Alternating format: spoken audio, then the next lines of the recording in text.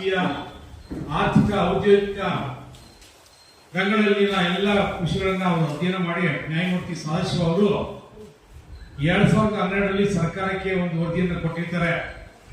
ಆಗ ಸದಾನಗೌಡರು ಮುಖ್ಯಮಂತ್ರಿಯಾಗಿದ್ರು. ಆದರೆ ಆ ವರದಿ ಇದುವರೆಗೂ ಅದು ಸದನದಲ್ಲಿ ಚರ್ಚೆನೇ ಆಗಲಿಲ್ಲ.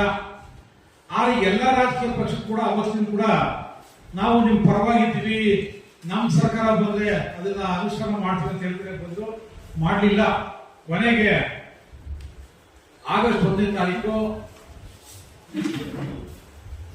ರಾಷ್ಟ್ರದ ಸರ್ವೋಚ್ಚ ನ್ಯಾಯಾಲಯ ಆಗ 7 ಜಡ್ಜಸ್ ಬೆಂಚು ನಮ್ಮ ಪರವಾಗಿ ಒಂದು ತೀರ್ಪನ್ನು ಕೊಟ್ಟಿದೆ. ಆ ತೀರ್ಪಿನಲ್ಲಿ ಅವ್ರೇನ್ ಹೇಳ್ತಾರೆ ಅಂದ್ರೆ, ಮೀಸಲಾತಿಯಲ್ಲಿ ಒಳ ಮೀಸಲಾತಿ ಮಾಡುವಂತ ಅಧಿಕಾರ ರಾಜ್ಯ ಸರ್ಕಾರಗಳಿಗೆ ಇದೆ ಅಂತ ಹೇಳಿ ಒಂದು ಒಳ್ಳೆಯ ತೀರ್ಪನ್ನು ಕೊಟ್ಟಿದೆ. ಯಾಕಂದ್ರೆ ಈ ಹಿಂದೆ 5 ಜನರ ನ್ಯಾಯಮೂರ್ತಿ ಸಂತೋಷ್ ಹೆಗ್ಡೆ ಅವರು ಇದ್ದಂತ ಸಂದರ್ಭದಲ್ಲಿ 2004ರಲ್ಲಿ ಮೀಸಲಾತಿ ಒಳಗಡೆ ಮತ್ತೆ ಒಳ ಮೀಸಲಾತಿ ಮಾಡಿ ಬರೋದಿಲ್ಲ ಅನ್ನುವಂತ ವಿರುದ್ಧವಾಗಿ ತೀರ್ಪು ಕೊಟ್ಟಿದ್ರು.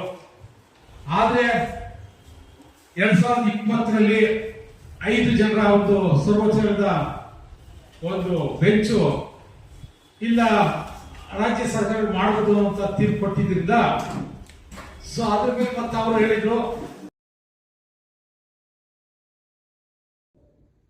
ಹೇಳಬೇಕಾಗಿದೆ. ಸಂವಿಧಾನವನ್ನು ಜಾಗೃತಿ ಸನ್ನಿವೇಶ, ಸಂವಿಧಾನದಲ್ಲಿ ಇರ್ತಕ್ಕಂಥ ಸವಲತ್ತುಗಳನ್ನು, ಸಂವಿಧಾನದಲ್ಲಿ ಇರ್ತಕ್ಕಂಥ ಎಲ್ಲ ಹಕ್ಕುಗಳನ್ನು ನಾವು ಉಪಯೋಗ ತಗೋಬೇಕಾಗಿದೆ. ಬಂಧುಗಳೇ, ಸಂವಿಧಾನದಲ್ಲಿ ಬಾಬಾ ಸಾಹೇಬ್ ಒಂದು ಮಾತಾಡ್ತಾರ, ಶಿಕ್ಷಣದಿಂದಲೇ ಎಲ್ಲ ಸಾಧ್ಯ, ಜಗತ್ತನ್ನು ಆಳುವುದು ಶಿಕ್ಷಣ, ಶಿಕ್ಷಣದಿಂದಲೇ ಅದರ ಹಿಂದೆ ಎಲ್ಲ. ಅದಕ್ಕಾಗಿ ನಾವು ಇವತ್ತು ಶಿಕ್ಷಣ ಪಡೆಯಬೇಕಾಗಿದೆ. ಫಸ್ಟ್ ಸಂವಿಧಾನದಲ್ಲಿ ಇರ್ತಕ್ಕಂಥ ಹಕ್ಕನ್ನು ಶಿಕ್ಷಣ ಪಡೆಯಬೇಕಾಗಿದೆ. ಶಿಕ್ಷಣ ಜೊತೆಯಲ್ಲೇ ಸಂಘಟನೆ ಮಾಡಬೇಕಾಗಿದೆ. ಮತ್ತು ಬಂಧುಗಳೇ, ಬಾಬಾ ಸಾಹೇಬರು ಸಂವಿಧಾನದಲ್ಲಿ ಮಾತಾಡಿ ಹೇಳ್ತಾರ, ಸ್ವಾಭಿಮಾನವನ್ನು ಇಲ್ಲದವನು ತನಗಾಗಿ ಬದುಕುತ್ತಾನ, ಸ್ವಾಭಿಮಾನಿ ಇದ್ದವ ಸಮಾಜಕ್ಕಾಗಿ ಬದುಕುತ್ತಾನ.